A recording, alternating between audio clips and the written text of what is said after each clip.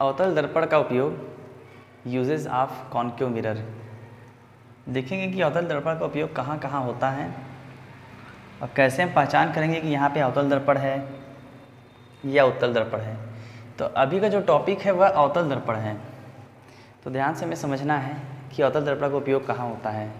जैसे कहीं पे भी हमें प्रकाश को क्या है एकत्रित करना है, एक जगह पे लाना है, तब अवतल दर्पण का उपयोग किया जाता है। ठीक है। और अपने चेहरे को, फेस को हमें बड़ा दिखना है, एकदम बड़े में अच्छे से देखना है, क्लियर एकदम पास से बड़े में दिखना चाहिए, या छोटी चीज़ों को बड़े में देखने के लिए अच्छे से देखना है, तब अवतल दर्पण का उपयोग करेंगे हम लोग, कॉन्केव मिरर का।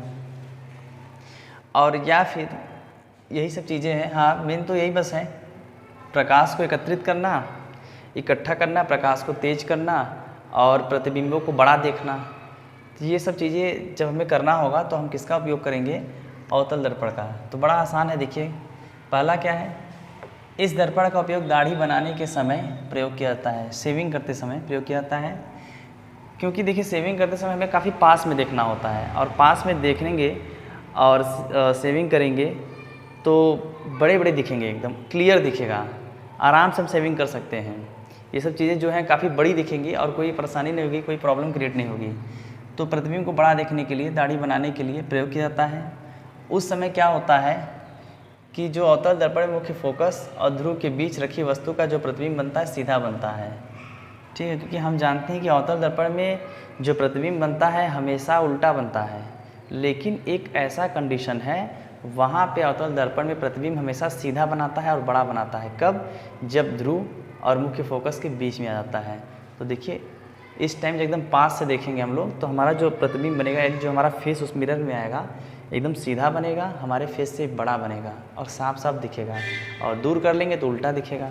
ठीक है, तो पहला तो क्लियर हो गया कि दाढ़ी बनाने समय क्यों करते हैं, क्योंकि हमें क्लियर देखना है और बड़े देखना है, बड़ा प्रतिबिंब देखना है, इसलिए। दूसरे पॉइंट को देखें तो कान, नाक व गले की जांच यानी के लिए डॉक्टर द्वारा प्रयोग किया जाता है। ईएनटी के डॉक्टर एक होते हैं, ईएनटी के डॉक्टर। ठीक है, तो कान, नाक, गले, इन सब के अंदर क्या होते हैं, बहुत छोटे छोटे सब कुछ होते हैं, बहुत छोटा होता है, डॉक्टर को देखने में थोड़ी दिक्कत होती है।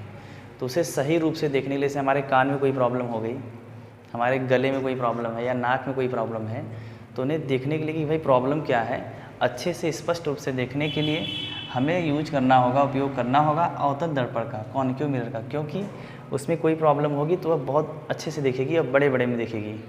तो बड़ा देखने के लिए हम लोग क्या करते हैं, अवतल दर्पण का उपयोग करते हैं। ठीक। तीसरे में देखिए, अवतल दर्पण का प्रयोग टेबल लैंपों के शेडो में किया जाता है, जिससे कि थोड़े से भाग में अधिक प्रकाश पहुंचता है।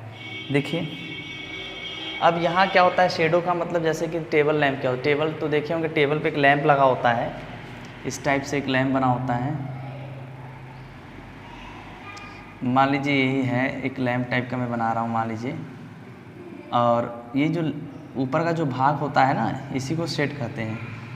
तो अब इसके अंदर जो होता है क्या लगा होता है, एक परावर्तक पृष्ठ लगा होता है, वो अवतल दर्पण का काम करता है। उसमें क्या, वो जो बल्ब लगाते हैं उसको मुख्य फोकस पर लगाते हैं। तो हम जानते हैं कि मुख्य फोकस से जो कोई किरण चलती है तो क्या होती है, तो परावर्तन के बाद वो क्या होती है, मुख्य अक्ष के समांतर हो जाती है। तो जब समांतर हो जाएगी तो सारी किरण समांतर हो जाएगी, तो थोड़ी सी जगह पे अधिक रोशनी देगी। तो इसलिए इसे टेबल लैंपों में के शेडो में किया जाता है। अगला स्टेप देखिए, अवतल दर्पण का उपयोग सौर भट्टियों में सूर्य के प्रकाश को केंद्रित करने के लिए किया जाता है। सौर भट्टी बहुत बड़ी होती है, उसमें बड़े बड़े धातुओं को या लोहों को, ये सब जो है जितने भी धातु हैं, लोहा हो गया, पीतल हो गया, तांबा, इन सब गलाने के लिए सौर भट्टी का उपयोग किया जाता है। अब सौर भट्टी में क्या होता है, जो सूर्य से चलता हो, तो सौर भट्टी में बहुत सारे क्या लगे होते हैं, दर्पण लगाते हैं, यानी उनके परावर्तक पृष्ठ लगाते हैं अवतल दर्पण के, और छोटे छोटे लगे होते हैं। इसलिए लगाए जाते हैं अवतल दर्पण के, क्योंकि जितने भी प्रकाश की किरण सूर्य की आएगी मुख्य अक्ष के समांतर, तो उससे टकराने के बाद क्या होती है, मुख्य फोकस पर आती है। अब देखिए ध्यान से, जैसे ये मान लीजिए मैं बना रहा हूँ एक तरह से अवतल दर्पण, तो कोई किरण मुख्य से समांतर चलेगी, चाहे जो भी किरण हो, मुख्य अक्ष के समांतर सब क्या होती है, परावर्तन के बाद मुख्य फोकस से होकर गुजरती है, मुख्य फोकस से होकर गुजरती है। तो देख रहे हैं। तो इसी प्रकार सौर भट्टी में भी क्या होगा, जितनी भी किरण आएगी वो अवतल दर्पण का जो परावर्तक पृष्ठ होगा उस पर टकराएंगी और टकराने के बाद क्या होंगी, यानी परावर्तन होगा। परावर्तन के बाद सारी किरणें एक ही बिंदु पे आके मिलेंगी। तो जब एक ही जगह आपकी मिलेंगी तो उस पर क्या होगा कि सूर्य का जो प्रकाश होगा बहुत ज़्यादा आएगा, एक जगह पे केंद्रित हो जाएगा, जिससे बहुत सारा ऊष्मा मिलेगा। ठीक है, एक जगह केंद्रित करने के लिए इसका उपयोग करेंगे। यदि मान लीजिए हम इसमें उत्तल का करेंगे, मान लीजिए उत्तल का प्रयोग कर दिया जाए, जो परावर्तक पृष्ठ हो उत्तल का बना दिया जाए, तो प्रकाश किरण समांतर तो आएगी लेकिन ये फैल जाएगी, ये केंद्रित नहीं करेगी, ये सब फैला देगी। और एक जगह केंद्रित करने के लिए ऊष्मा को बहुत ज़्यादा लेने के लिए हमें जो परावर्तक यूज करना होगा तो अवतल दर्पण का करेंगे। आगे देखिए, टॉर्च, सर्च लाइट तथा वाहनों के हेडलाइट में प्रयोग किया जाता है। तो टॉर्च देखे हैं, टॉर्च में क्या होता है, इसको जलाएंगे तो बहुत दूर तक रोशनी देती है, लेकिन उसकी रोशनी फैलती नहीं है, एक जगह पूरी देती है। तो उस टॉर्च में जो आगे जो कांच लगा होता है वो नहीं, उसके पीछे टॉर्च के जो जिसमें बल्ब सेट होता है उसके पीछे कटोरी टाइप का लगा होता है, वह जो परावर्तक पृष्ठ होता है वह अवतल दर्पण का काम करता है। किरणों को क्या करते हैं, बीच में फोकस में लगा देते हैं, वह जितनी भी किरण आती हैं फोकस से होकर मुख्य अक्ष के समांतर हो जाती हैं और समांतर सीधा एकदम जलती हैं और दूर तक जाती हैं।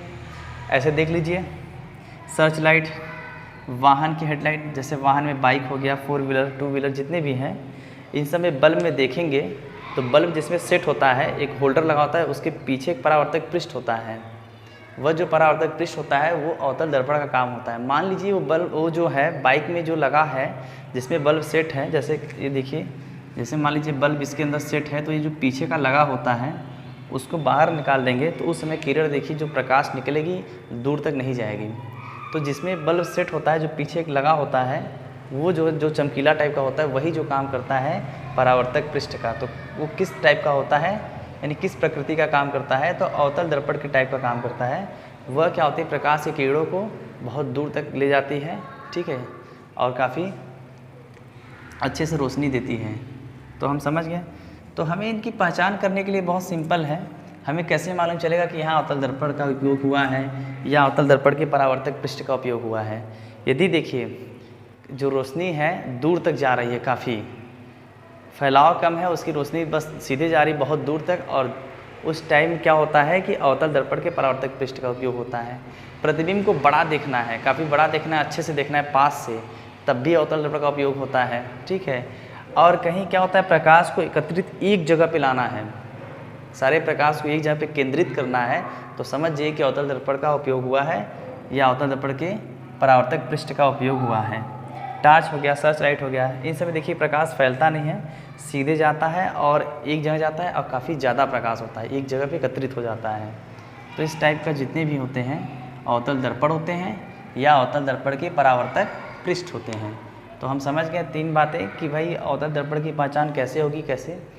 तो प्रतिबिंब को पास से बड़ा देखना है, पास देखेंगे बड़ा आएगा, और जैसे ही दूर ले जाएंगे प्रतिबिंब उल्टा हो जाता है।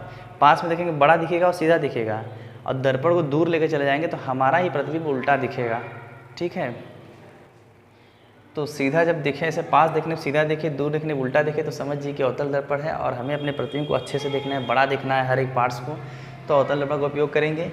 और किरणों को इकट्ठा करना है, एकत्रित करना है, तब भी अवतल दर्पण के परावर्तक पृष्ठ का उपयोग करेंगे। टॉर्च हो गया, सर्च लाइट हो गया, इन सब में क्या होती है, बहुत ज़्यादा रोशनी होती है, और हेडलाइट में इस सब में क्या होता है कि अवतल दर्पण का प्रयोग किया जाता है, ठीक।